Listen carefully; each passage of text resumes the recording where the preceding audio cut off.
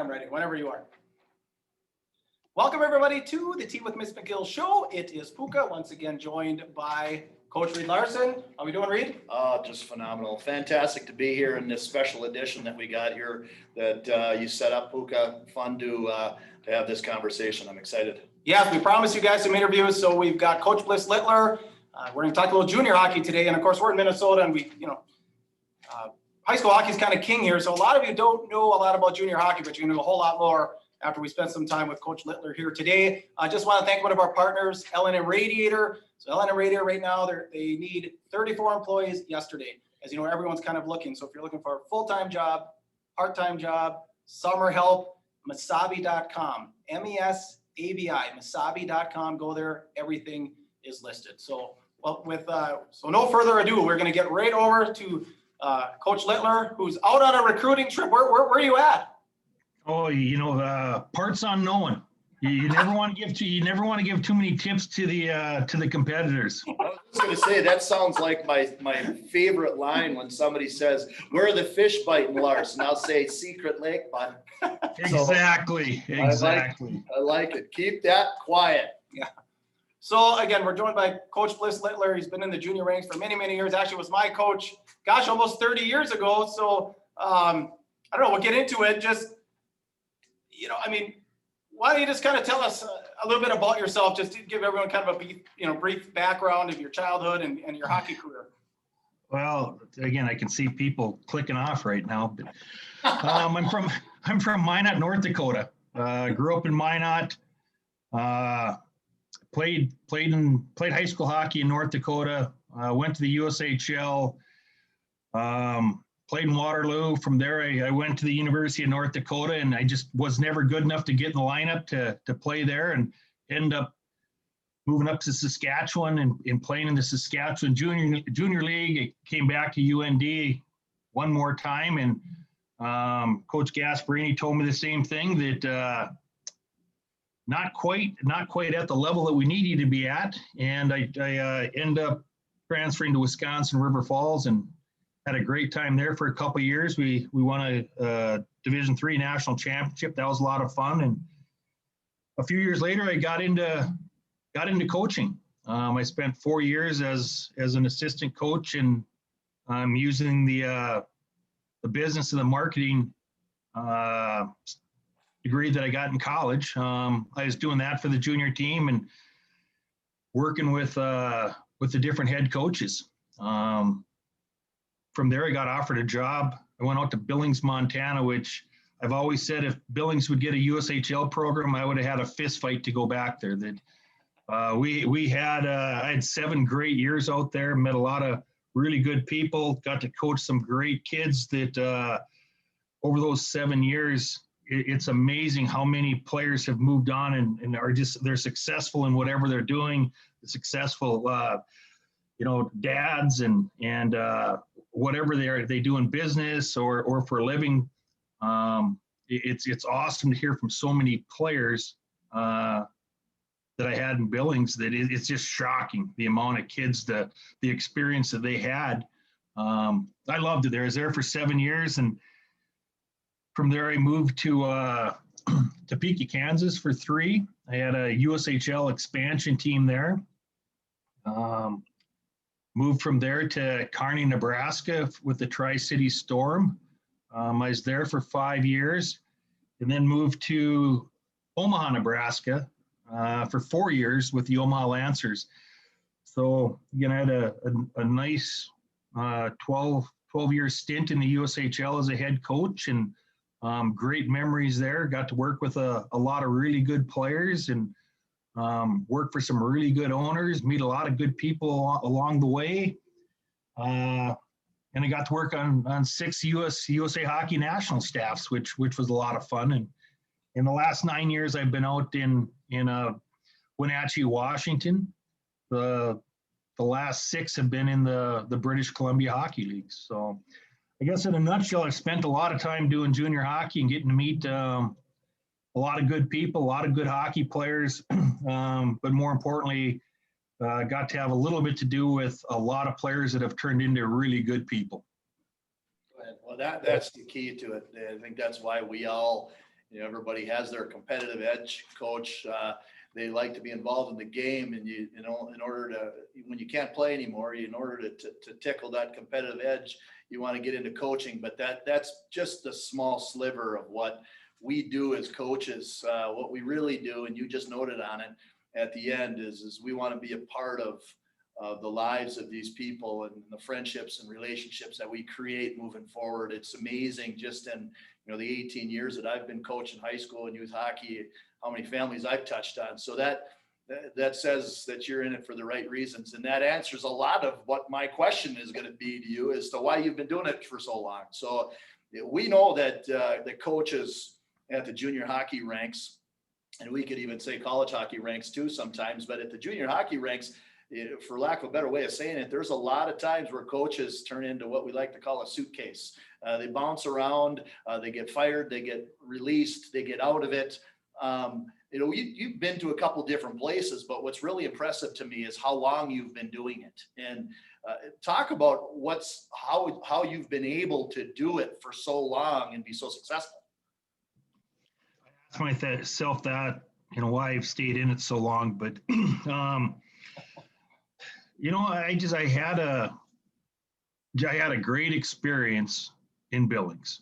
That it was such a great experience. Just getting to start a program.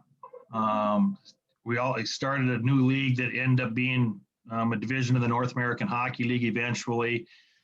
You know, it was just something that I wasn't sure that I wanted to be a coach.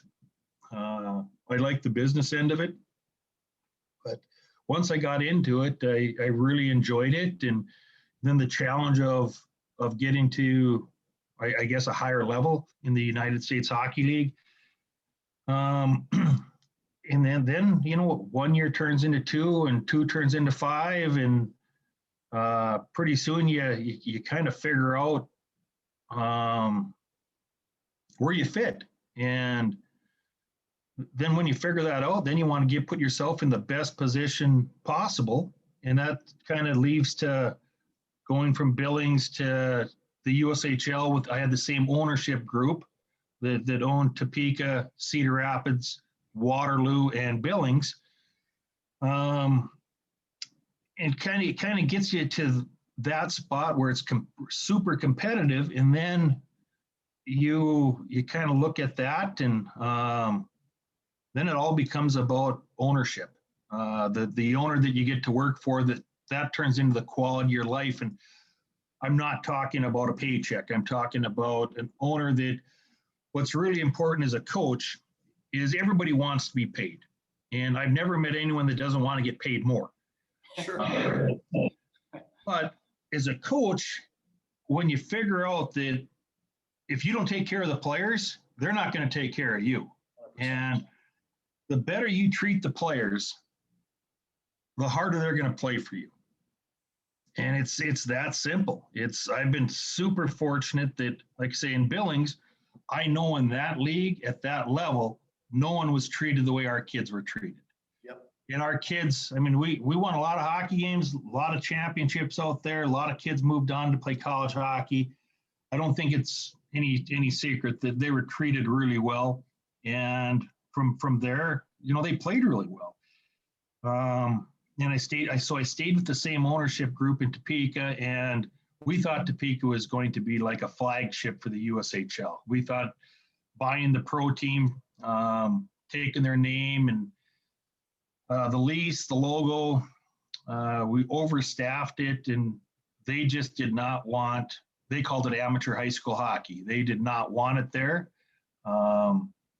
And so then I got very lucky in getting with Ted Bear, who owned he owned Omaha Lancers at the time and the Tri-City Storm. And in there, the same thing is you kind of figure out what worked and what you liked in one place. And as you get older, you talk to other coaches and what they're doing and how they treat the kids. And you just kind of figure out what works. And, you know, right now where we're at is the owner I have is I think he's probably the best owner in junior hockey as far as our motto is you know, run the best junior hockey program that we can, regardless of the league that we're in or the country that we're in.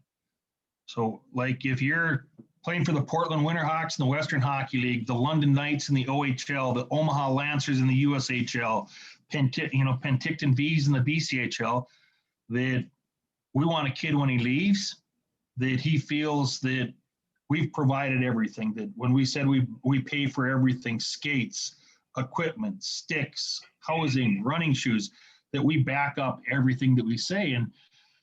And so really, when I say you find an owner that has a lot of the same philosophies, and then you kind of move on from what's best for you as an individual, you as a coach. I was married almost 20 years ago, and I have a 16-year-old boy and a 13-year-old daughter.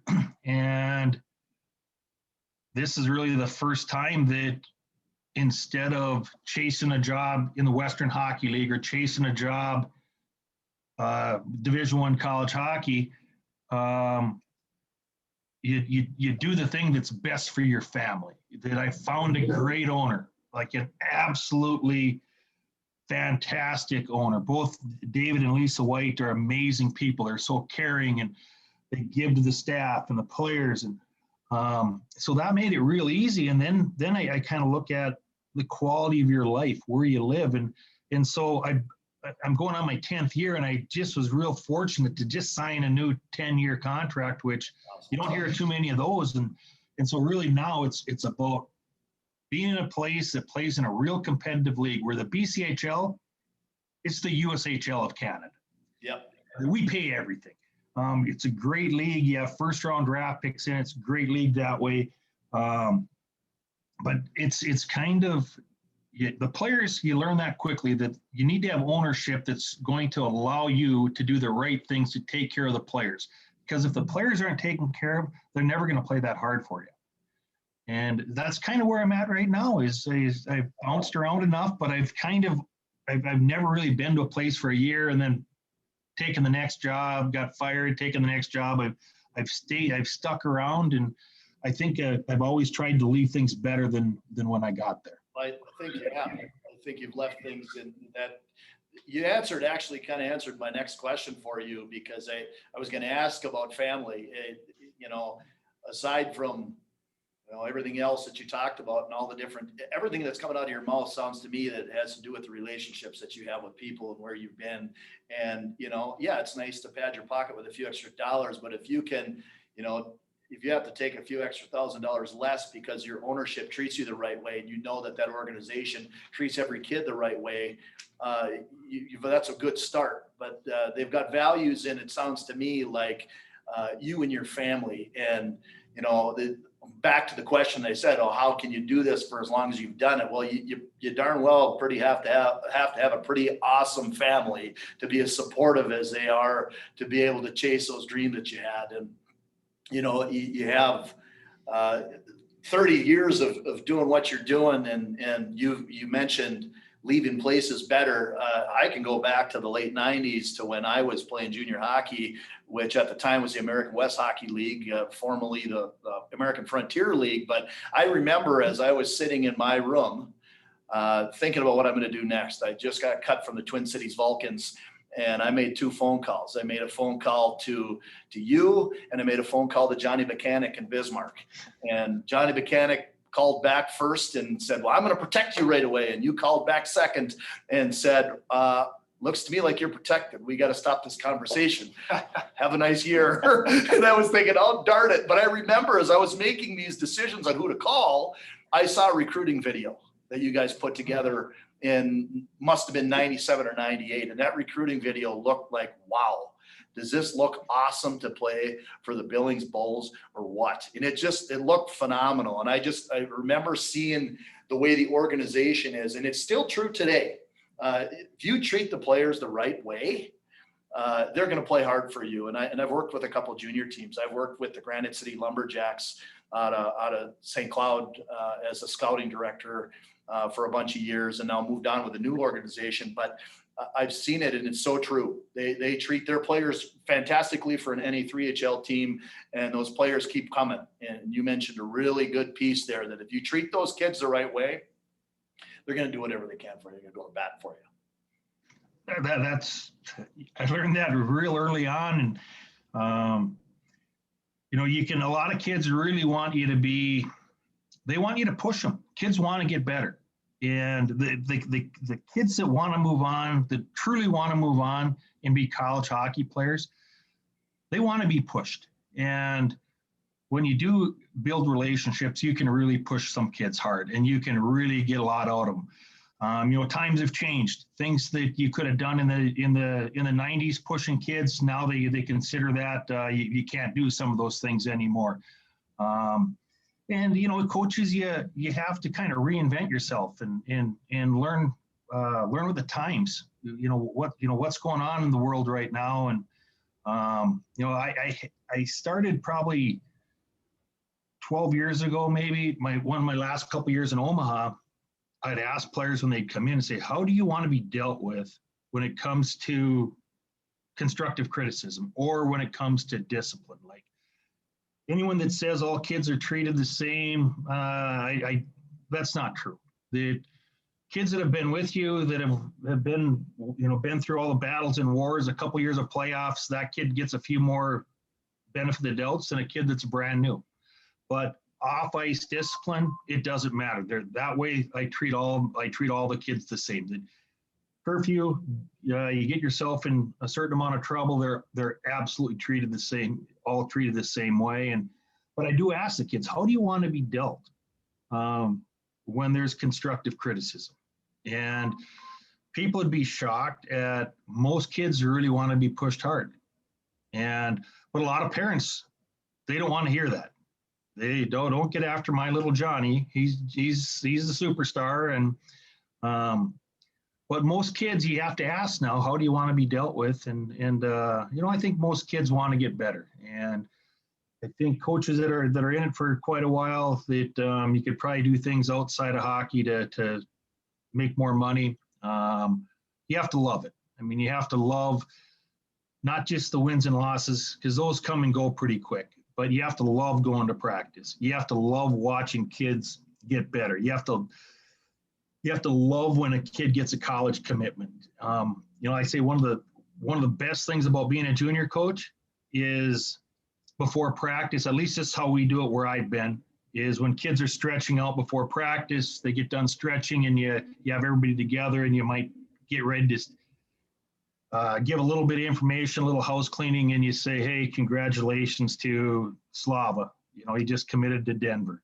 And everybody taps their stick and cheers for him. That's absolutely better than any win.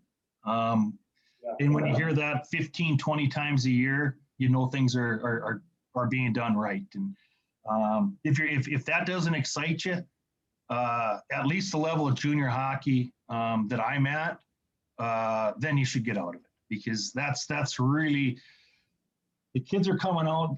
You're a stepping stone. That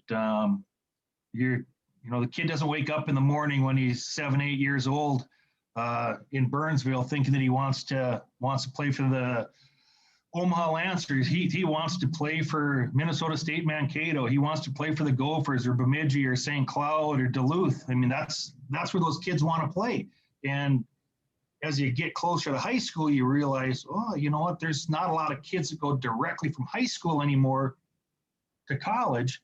Okay, how do you get there? Then that's when you discover the USHL. Then you discover the North American Hockey League. Then you find out that, oh, they have junior leagues in Canada too, and oh, Americans can go up there. And but it's something that you really have to work at, and you really have to enjoy moving kids on and being part of that. So that leads into my next question very well. So we got a lot of kids that listen to this, because like I said, we cover the high school hockey. I mean, like 13, 14, 15-year-old high school kids. So I wanted to ask you kind of a two-part question. What are you looking for in a young athlete? Obviously, you're on a recruiting trip right now. And then just that, a little bit of that family dynamic, how much do you delve into their family? What's it like? Maybe sometimes, like I said, little star Johnny ripping that kid out of mom's arms and making, maybe he's going 2 states away. So just kind of, what you're looking for in a kid, and kind of the how does that family dynamic work for you? Well, for me, there's a certain amount, people say, well, what's the most important? Well, you know what, there's junior hockey, practice is practice most important? Yeah, probably. I'm not sure, but it's important. Well, what about strength training? Yeah, you know what, strength training, is it most important? Well, it's part of it. How about video? It's not the most important, but it's part of it. How about nutrition? Oh yeah, nutrition's real important. It's kind of a big pie graph that all these things are important. How about sleep? Oh yeah, I mean, like when you guys were playing, I'm not sure that sleep was always a priority. But right now, yeah, well, right now we talk a lot more about getting your sleep. We talk about nutrition, hydration, and it's the same thing when I recruit.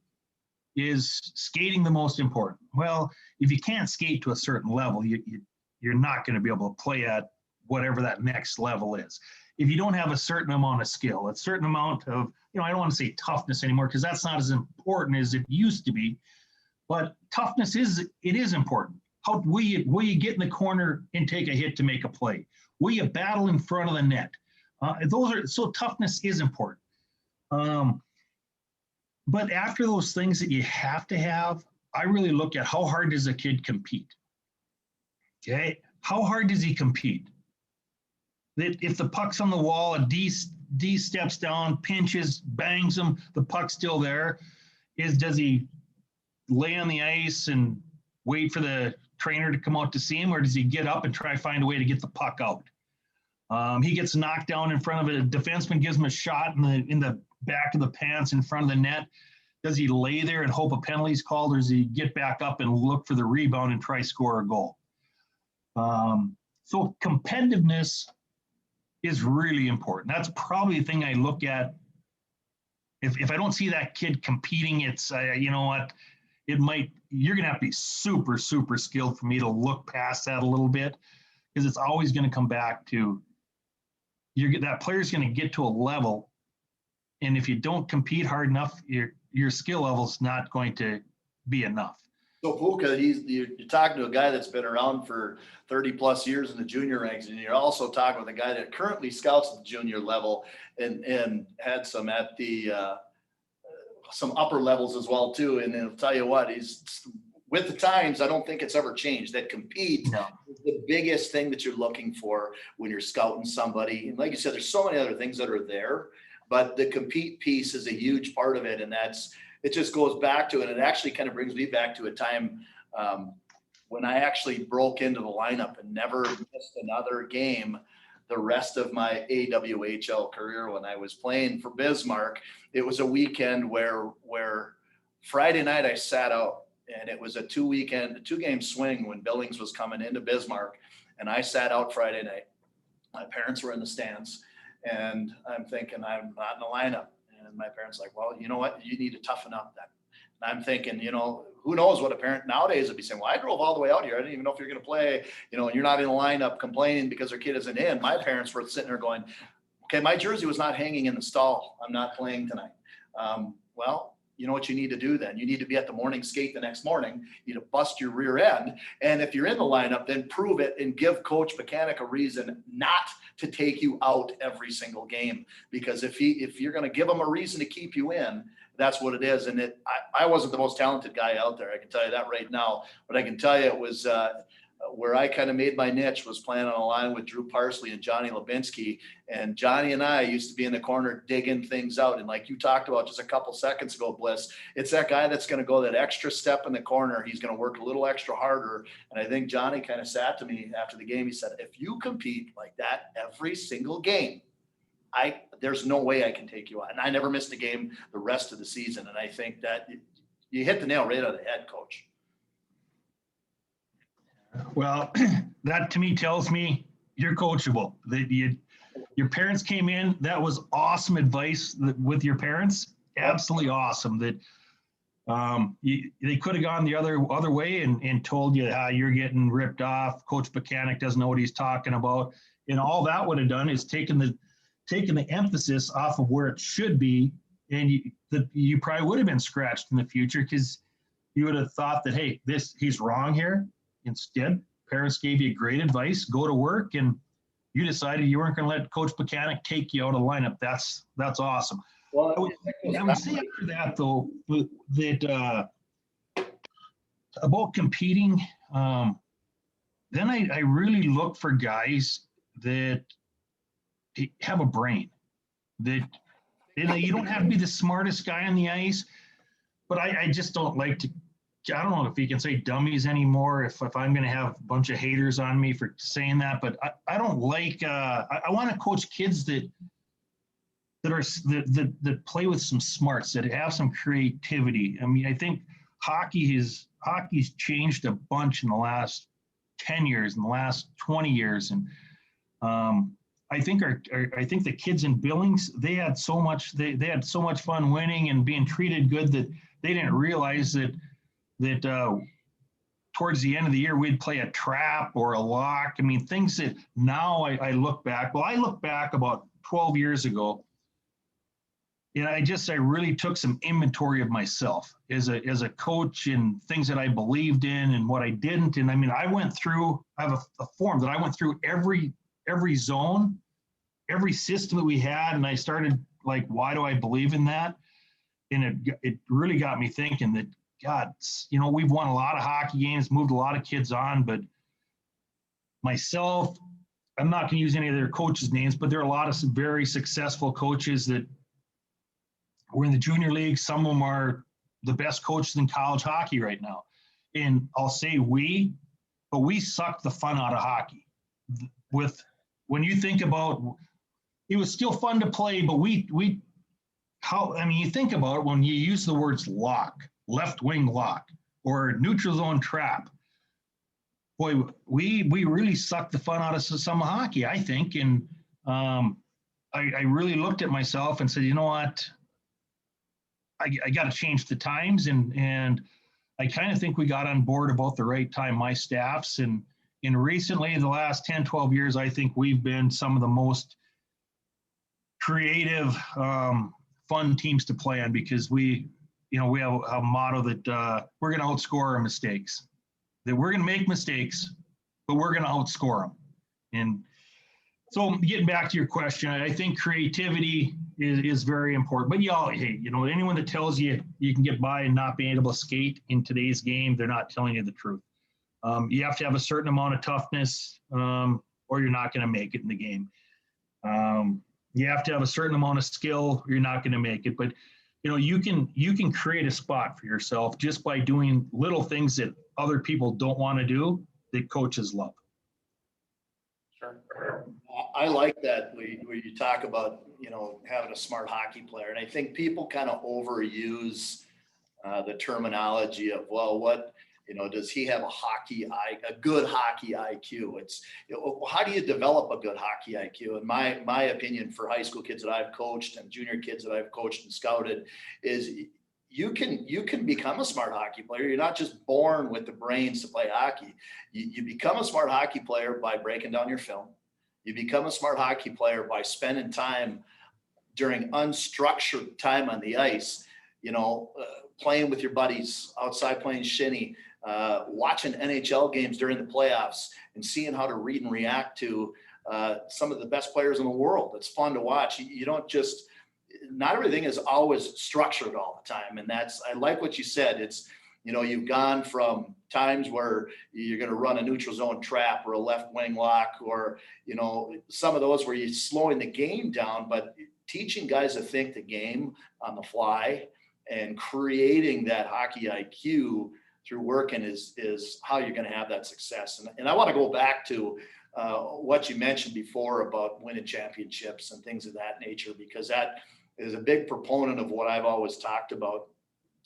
Just in my tenure of working with the Granite City Lumberjacks, we won a couple championships there. And you said you've won championships in Billings before. You've had championships before. Granite City, we won a couple championships, and then NA3HL. And I think it goes back to how you develop that championship team. To me, you can respond to that, but to me, a championship, the wins and losses are a product of doing things the right way. wouldn't you think? For sure. And usually that doesn't start at 7:05 on Friday night. It starts with bringing back the right players. Then from there, it's recruiting the right players. And then once you get the team together for the first time, it's letting them know that we want to become a team, that you are a group that right now gets to wear the same jersey in practice, same jersey in games, but you have to earn the right to be called a team. And with that, it's all the practice, it's the video, it's the off ice workouts, it's the team building exercise. It's having that they're doing things off the ice with the team that you would approve of, that they're given the same message that you're giving, and you're managing a little bit of ego. You definitely don't have the same ego in junior hockey as you do sometimes at college hockey, and definitely in the National Hockey League, but you're still managing their egos a little bit. So going into building a championship team, and I used to think that, Roger, we used to but when playoffs would start, we'd give so much information. I don't know if the players really did much with it, but I mean, we would have information on every player, what they do, their tendencies, this and that. And, now we've really backed off. It's just trying, the more information, you got to give enough information on what the other team's going to do.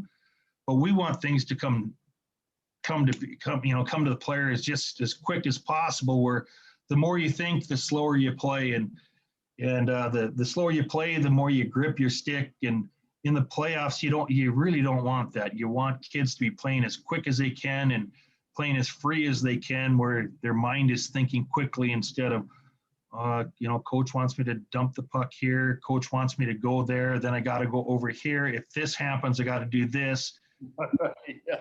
We've all been there, right? We've all been there. And again, Coach Buchanan's a good friend of mine. And actually, I just saw Johnny in Phoenix this past weekend. And Awesome. he does a hockey IQ thing. And when he first started, I wasn't positive that you could teach hockey IQ, but I'm a big believer that the old-fashioned way of where you have a outdoor rink in a lot of places where I've lived recently, there are no outdoor rinks, but what you can learn as a peewee when you're out on the ice with high school kids, watching them do things, and you have to take your turn getting out there. That just a lot of things kids can learn by picking up, watching other people, whether they're on the outdoor ice or they're watching a college game or an NHL game. And right now the hockey's been spectacular to watch. So Yep.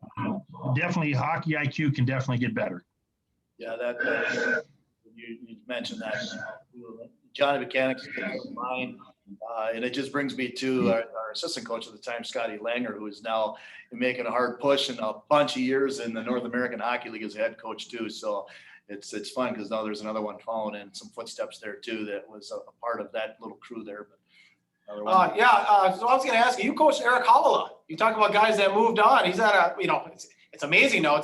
I always think of him as this young kid, but he's had a long NHL career now. What do you remember about Eric? Well, I got Eric. I only had him 1 year in Omaha. He was at Shattuck, and he came in. He was already drafted. I believe the Wild had him. I believe the Wild drafted him. It was my first year in Omaha. We were extremely young that year, but we also had a kid named Louis LeBlanc, who was a first round NHL pick that year. Those two played together with another kid named Matt White, and they were ridiculous together. Eric was a kid that he knew the whole time where he wanted to go. I remember sitting down with him at a private school, trying to get him enrolled in school so he could finish his senior year. And the principal asked him, with the guidance counselor asked him, well, what are you going to be when you grow up? And he said, well, I'm going to the NHL. and the principal looked at him and said, yeah, but he goes, what are you really going to do? And he looked at him with like a death stare. I'm going to the NHL. And that was really the second day that I'd really met him. But good kid. Actually, I saw Eric a couple years ago in Las Vegas. He got during the expansion draft. He was in Vegas, and one of my old trainers. I don't know if Mike Muir was the trainer in Billings when you were there, but Mike he's one of the trainers for the Knights right now. And my son was playing in the Pacific District tryouts, and Mike came over and brought Howell with him, and it is good to buzz into him and to see him. And then a couple weeks later, he I believe the week of his wedding, he got traded to Nashville. What do you do? Yeah. You know, you mentioned your son there. So you said you got a daughter as we got into this interview, and a son. So I know your son plays. Tell us a little bit about him, and does your daughter play?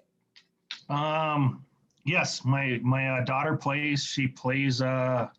We have a weekend-only AAA midget team in Wenatchee that kids come from around Washington, Oregon, Idaho, Montana.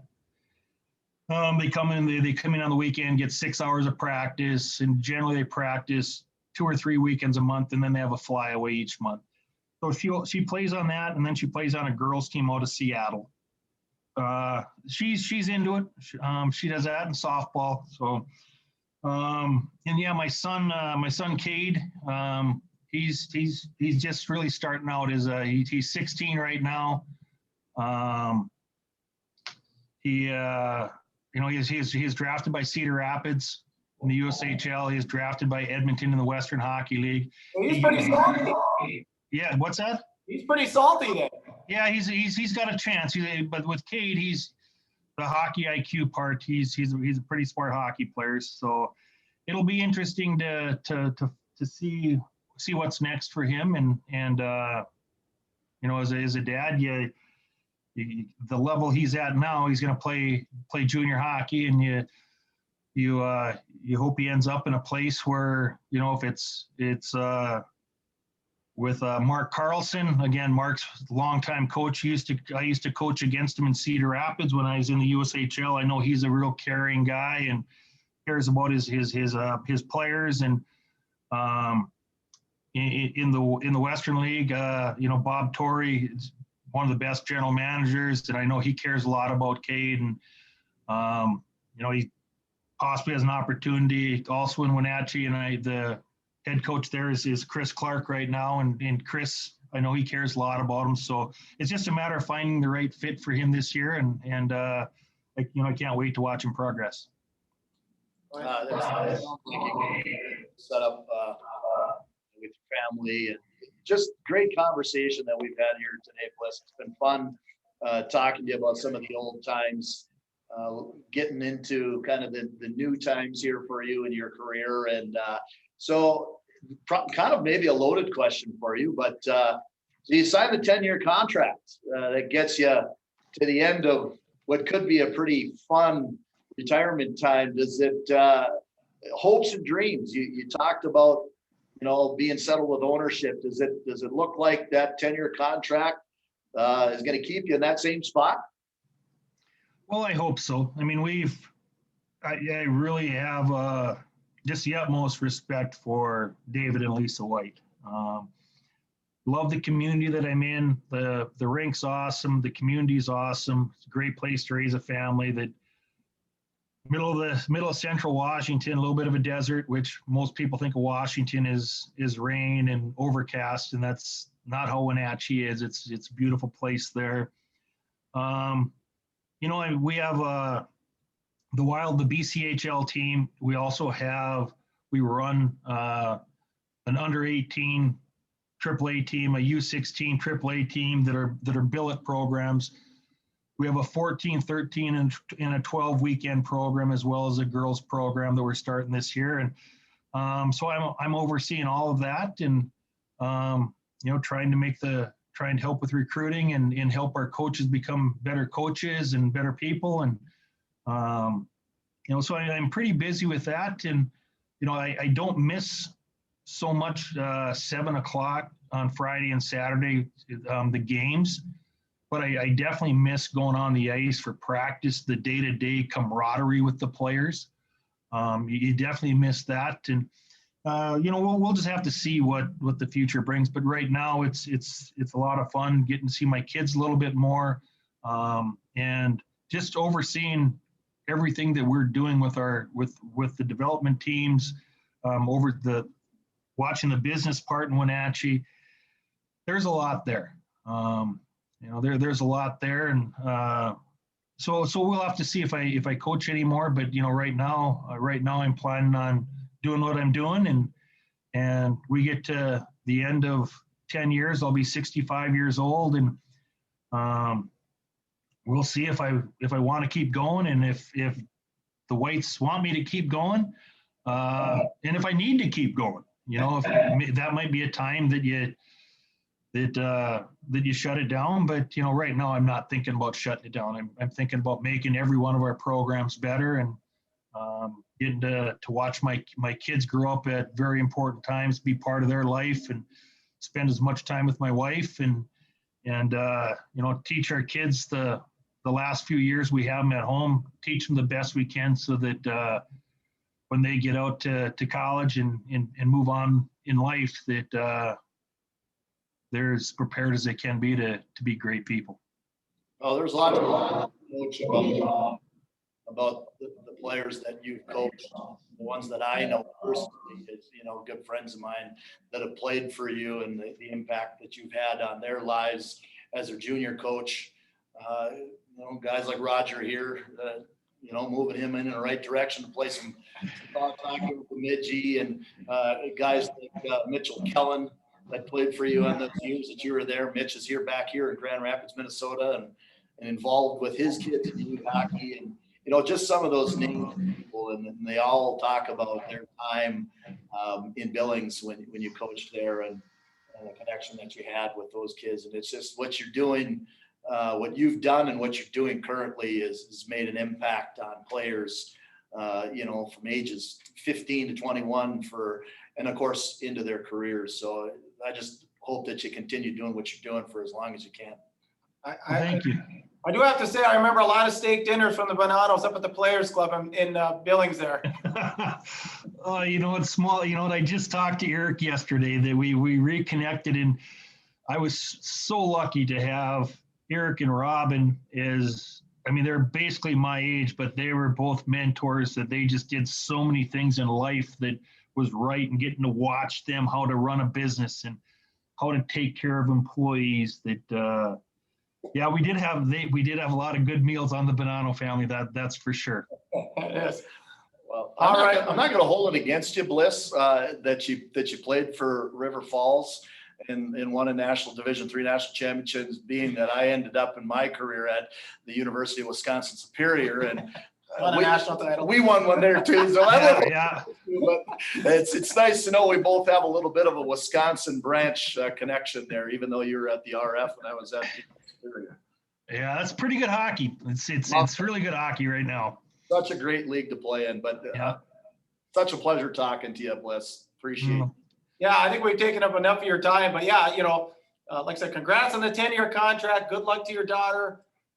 Good luck to your son. And, maybe we'll have you on again. There's so many things we can touch on with you. Sounds good. Hey guys, keep doing what you're doing. Kids need to learn more of what's out there after high school hockey, and just being a good hockey player is not enough. That you got to be a good person, a good teammate, and just keep banging that message home. It's a great thing that you guys are doing. All right, awesome. Thanks so much.